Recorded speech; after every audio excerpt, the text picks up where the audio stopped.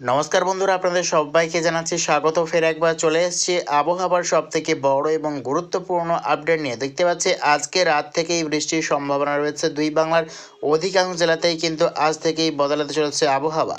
আজকে শনিবার 28শে ডিসেম্বর এবং আগামীকাল রবিবার 29শে ডিসেম্বর। দেখতে পাচ্ছি আজকে রাত্রে থেকেই বৃষ্টির সম্ভাবনা রয়েছে। পশ্চিমবঙ্গের একাধিক অংশ রয়েছে, বাংলাদেশেরও একাধিক অংশে কিন্তু আজকে রাত থেকে বৃষ্টির সম্ভাবনা।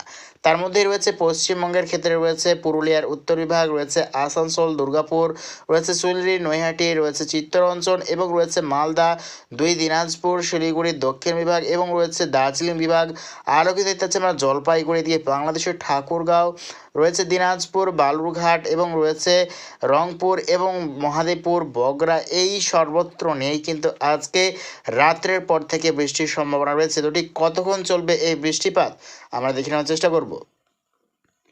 তো দেখতে পাচ্ছি আজকে রাত থেকেই কিন্তু বৃষ্টি চলবে এবং দেখতে পাচ্ছি ক্রমাগত কিন্তু মেঘ বৃষ্টি এগিয়ে আসছে এবং আগামীকাল দেখতে পাচ্ছি ঠিক সকাল পর্যন্তই কিন্তু চলবে, অর্থাৎ আগামীকাল কিন্তু সকালের দিক পর্যন্তই কিন্তু চলবে এই বৃষ্টিপাত। সকাল ঠিক 7টা বা 8টা পর্যন্তই কিন্তু চলবে এই বৃষ্টিপাত, অর্থাৎ অনেকটাই কিন্তু হালকা বৃষ্টির সম্ভাবনা রয়েছে দুই বাংলার বিভিন্ন অংশে। এবং এই মেঘ বৃষ্টি যাবার পর আসছে কিন্তু তীব্র পরিমাণে শীত, অর্থাৎ দেখতে পাচ্ছি 1 জানুয়ারি থেকেই কিন্তু আসছে প্রচণ্ড পরিমাণে কিন্তু তীব্র শীত।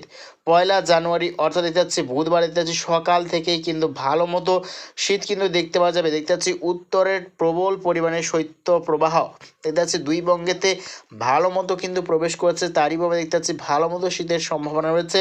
পশ্চিমবঙ্গে রয়েছে দুই মেদিনীপুর, দুই 24 পরগনা এবং রয়েছে হাওড়া, হুগলি, এই সর্বত্র নিয়ে রয়েছে সর্বনিম্ন তাপমাত্রা প্রায় 13 থেকে 14 ডিগ্রি সেলসিয়াস, অর্থাৎ আজকের তুলনায় কিন্তু অনেকটা তাপমাত্রা কমের সম্ভাবনা। এবং রয়েছে পুরুলিয়া, বাঁকুড়া, দুর্গাপুর, আসানসোল, চিত্তরঞ্জন, মালদা, রয়েছে দুই দিনাজপুর, এই সর্বত্র নিয়ে দিতে আছে প্রায় 12 থেকে 13 ডিগ্রির নিচে কিন্তু তাপমাত্রা চলে যাচ্ছে। এবং যতই কিন্তু টাইম এগোবে, অর্থাৎ আগামী দিনে অর্থাৎ 2রা জানুয়ারি কিন্তু আরও কিন্তু টেম্পারেচার কম দেখতে পাওয়া যাচ্ছে, প্রায় 9 থেকে 10 ডিগ্রির নিচে কিন্তু তাপমাত্রা চলে যাচ্ছে দুই বঙ্গের আবহাওয়াতে। এদিকে বাংলাদেশের রংপুর, ঠাকুরগাঁও, ময়মনসিংহ, কুড়িগ্রাম, নেত্রকোনা, এই সর্বত্র নিয়ে রয়েছে প্রায় 12 থেকে 13 ডিগ্রি সেলসিয়াস। এদিকে রয়েছে সাতক্ষীরায়, শ্যামনগর, খুলনা, বরিশাল, ফেনী, ভোলা, রয়েছে ত্রিপুরা, খাগড়াছড়ি, চট্টগ্রাম, এই সর্বত্র নিয়ে রয়েছে প্রায় 14 থেকে 15 ডিগ্রি সেলসিয়াস, অর্থাৎ আগামী দিনে কিন্তু আসছে কিন্তু প্রবল পরিমাণে শীত।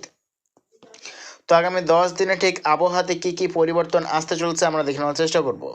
তো যতই কিন্তু টাইমে হচ্ছে দেখে নেওয়ার চেষ্টা করতেছে ঠিক কী কী পরিবর্তন আসতে চলছে দুই বঙ্গের ওপর। তো এতে আছে যতই কিন্তু টাইম এগোচ্ছে ফের কিন্তু পশ্চিমের ঝঞ্ঝা কিন্তু ওপর থেকে আসছে, অর্থাৎ উত্তর ভারত থেকে কিন্তু আবারও কিন্তু মেঘ বৃষ্টি এগিয়ে আসছে পশ্চিমবঙ্গ এবং বাংলাদেশের দিকে। দেখতে পাচ্ছি আবারও বৃষ্টির সম্ভাবনা রয়েছে।